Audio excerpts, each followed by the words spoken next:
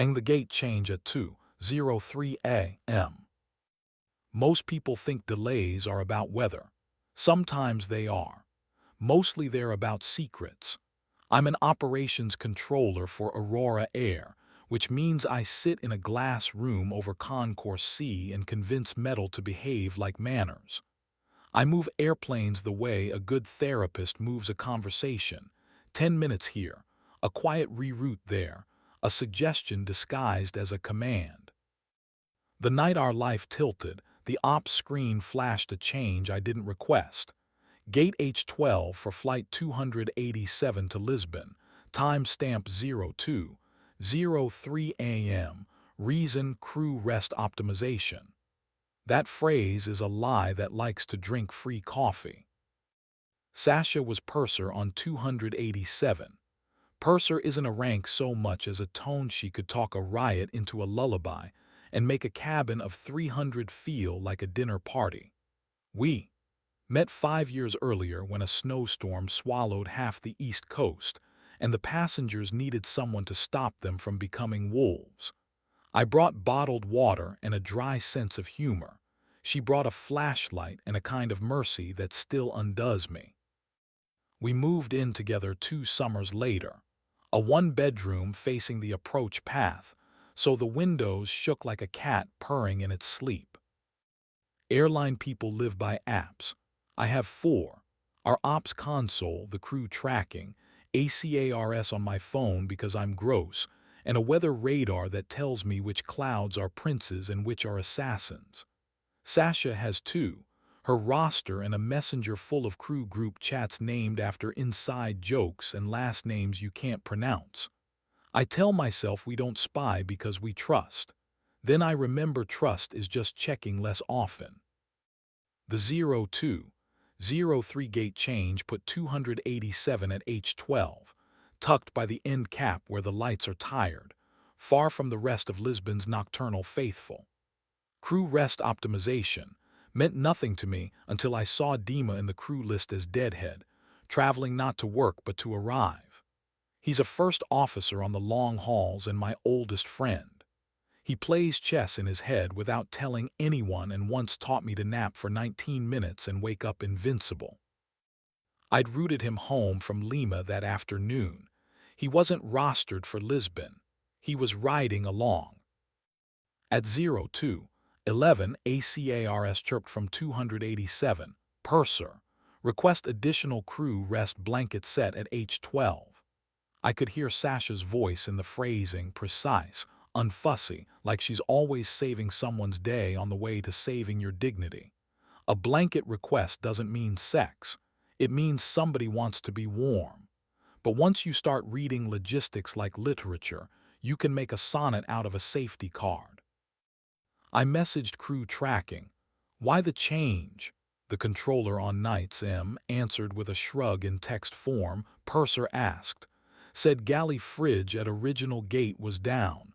Also she wanted quiet boarding. Some VIP didn't push. It's dead right now. It wasn't the fridge. H12 was where the lights looked the other way.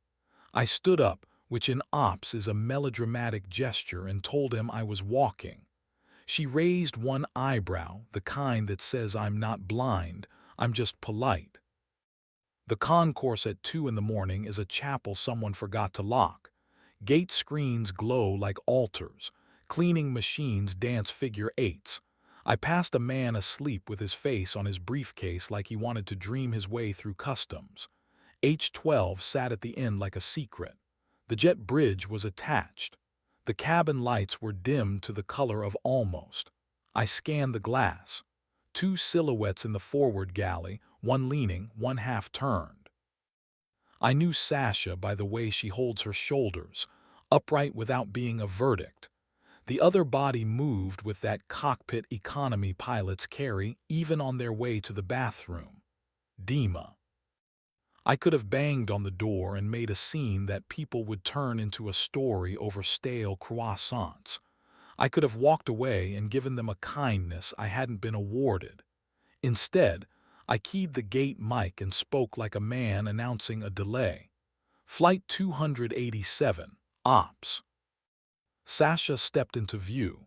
Her hair was up, her mouth neutral the way you make it when you want your face to be a clean sheet. Dima stayed back, which made him honorable or strategic. "Hey, Alex," she said. "You're up late for a man who lives here." "Gate change at 0203, I said. "Fridge is dead," she said, which would have been funnier another night. "Crew rest optimization," I said. She exhaled through her nose. "You want to take this off the PA?" she asked, not unkind. I left the mic and walked to the door. She met me there, badge tapping against her chest like a small metronome. Up close, the tired around her eyes looked like wisdom, not ruin. "Why H12?" I asked quietly. "Why him?" Dima stepped forward then, not close enough to suggest he believed in his own place, just enough to say he owned his name. "I asked her to talk," he said.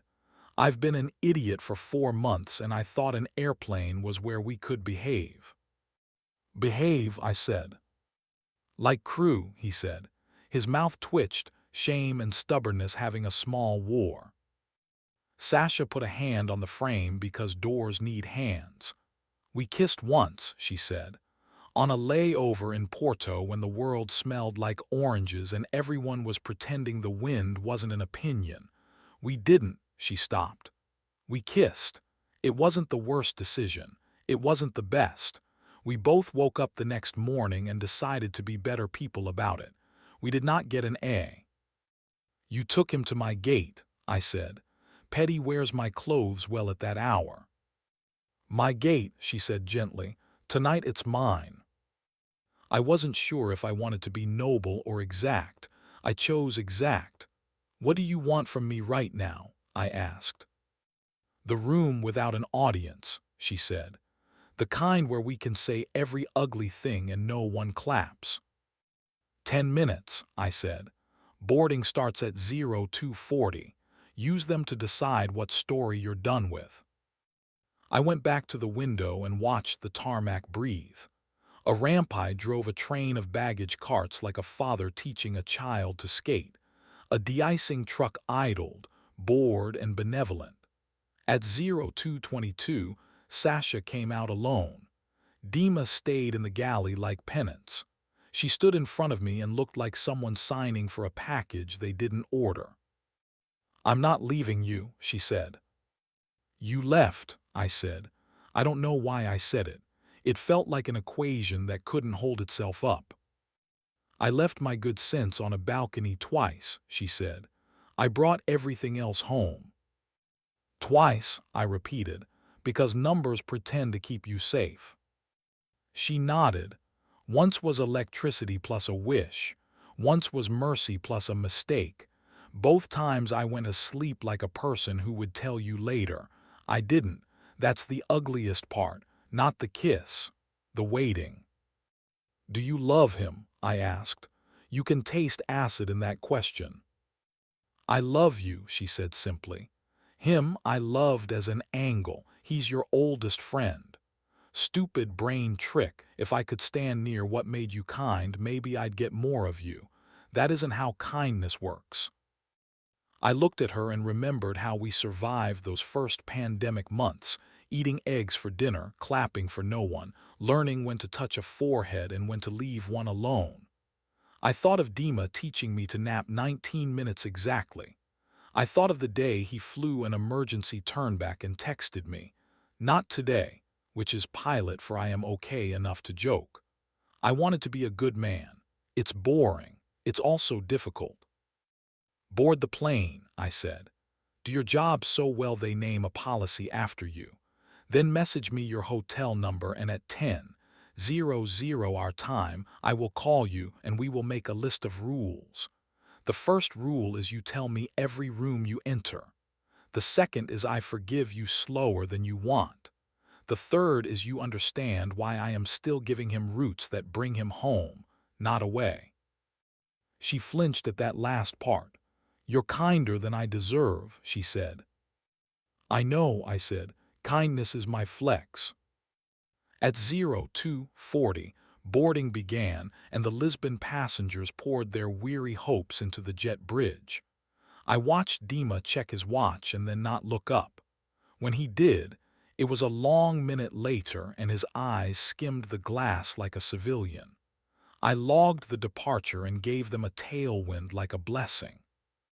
Back in ops, M slid me a paper cup. "You're either a hero or a martyr," she said. "Hard to tell at this hour." "Both wear the same uniform," I said. At 10:01, the call connected from Lisbon. A hotel bed's mumble under everything. I heard Sasha breathe out my name in a way that was apology and relief. "Rules," I said, "because structure is the only gift I know how to wrap." She told me the layover she had coming. 2 nights in Sao Paulo, a brutal turn to Reykjavik, a 4-day to Nairobi that would rearrange our houseplant's loyalties. I told her the weeks I'd be on nights versus days. I asked about Dima. She said, "He's on the outbound to Dakar next week. He told me he'd ask for a reserve month and stop showing up in doors I'm tempted to open. I told him I'd be in rooms with other women until I remember how to be one of them without wanting to be rescued." "Do you want me to take him off everything that crosses your routes?" I asked. "No," she said.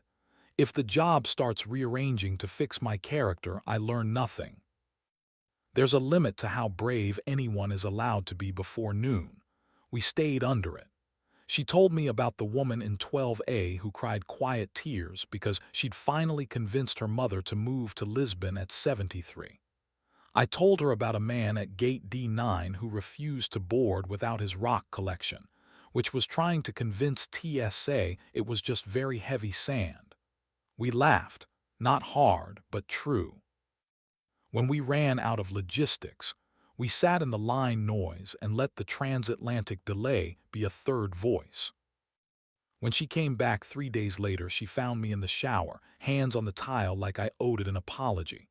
She stepped in and put her face in the water and then in my neck. Water makes you honest in ways you can keep decent in print. We didn't rush it. We were careful. I have learned what careful looks like when it is also hungry. Our bodies remembered, bless them, a choreography that hums even when the score is temporarily wrong.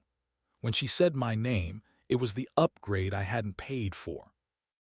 After, she sat on the counter in my t-shirt and swung her legs like a child waiting for pancakes. "I told him no," she said, staring at her knees as if they could tell the future. "He said he loved the part of me that looks like a solution. I told him I'm a problem in a home, and I already picked the address." "Did he take it?" I asked. "He nodded like a pilot who knows the weather wins," she said. "He said he'd wait for me to stop blaming anyone else for liking the way he looks in a uniform. Then he said he was sorry for inventing a better version of me than the one who knows how to do laundry and cry watching videos of dogs reunited with soldiers." It made me laugh. That helped. A week later, Dima was in my kitchen because you don't erase a friend with a spreadsheet. He brought bread he didn't know how to cut and a chessboard he knew I wouldn't open. We stood there with our hands in our pockets like teenagers in a fancy store. He looked at our window where the approach lights ripple like a memory, then at me. "I'm not here to apologize again," he said. "I'm here to ask if you want me to vacate friendship until it doesn't feel like a leak. I want you to stop being the man who thinks love is a layover," I said. "I want you to fly and shut up and call me when the weather lies. I want you to keep the nap trick and the way you can tell a 737 by ear. I'm not giving those to strangers. I'm not that generous." He swallowed a smile. "Copy," he said, "pilot for yes, sir." He lifted the bread. "I brought bread that needs forgiveness." We ate forgiving bread and talked about the things men talk about when they're building a bridge out of stubbornness. Turbulence thresholds. The way cats pretend we don't exist. The score to a movie we both pretend didn't make us cry. He left without touching me. That felt like a treaty. For a while after every 02, 03 a.m. ping made me a worse version of myself. Then they stopped being ghosts and started being just bad timing. I put a post-it on my monitor. Don't write a movie when a memo will do.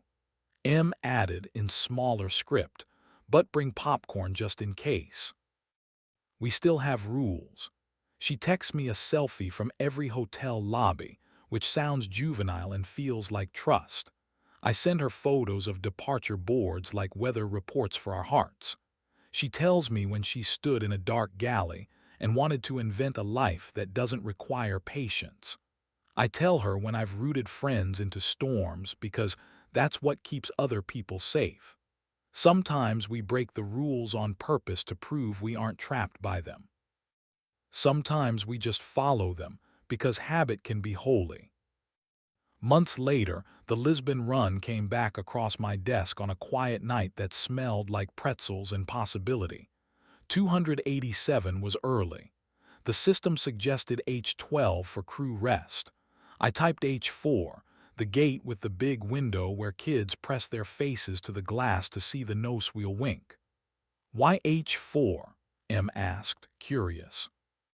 Because sometimes you pick the light on purpose, I said. Sasha texted a photo from the forward door. Sunrise bleeding into the cabin like a rumor you want to be true. Coffee, she wrote. Always, I wrote back. When 287 rolled in, the jet bridge shook hands with the door and the first morning passengers emerged blinking as if the Earth had just invented gravity. Dima came out, last as always, chewed by time and still unwilling to admit fatigue. He lifted 2 fingers in a salute not meant for militaries. I lifted 2 back. Sasha appeared, hair undone by duty, and in that chaos of yellow vests and strollers and reunions, she put her palm to the glass in a superstition we made up the night we moved in together. Palm to glass means I see you, not just the life we run. I matched her hand. The fingerprints didn't line up. They never do. It's how you know the glass is real. Operations would ping in my pocket in a second. Weather would lie or not. A gate would become a confession or just a gate. But for now, at the edge of H4, the world kept its appointment. We were late for nothing that mattered. And the system, for once, didn't argue when I wrote the note. Crew rest, optimized by daylight.